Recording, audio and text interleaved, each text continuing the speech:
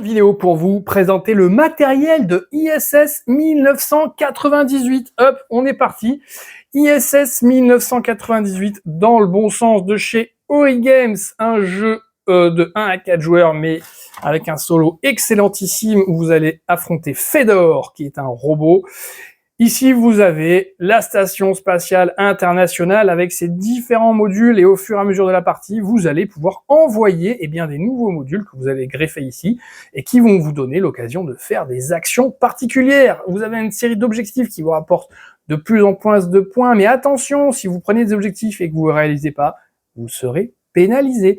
Et enfin ici, vous avez deux fusées qui sont tout le temps en préparation de décollage, une fusée américaine, une fusée russe. Dès que vous en faites décoller une, tac, vous en remettez une nouvelle.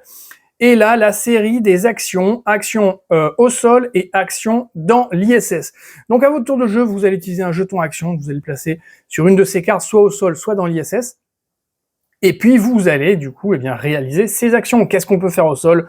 On peut charger des astronautes dans la station, on peut charger du matériel dans la station, on peut prendre des nouveaux objectifs, et puis on peut essayer de mettre des cubes ici sur les futurs modules qui seront envoyés avec les fusées. À un moment donné, la fusée va décoller, elle va arriver là, et là du coup vous allez pouvoir placer vos astronautes dans la station spatiale pour réaliser vos objectifs. Débarquez votre matériel qui va vous servir également à réaliser des objectifs. Mais pour faire tout ça, il faut utiliser les actions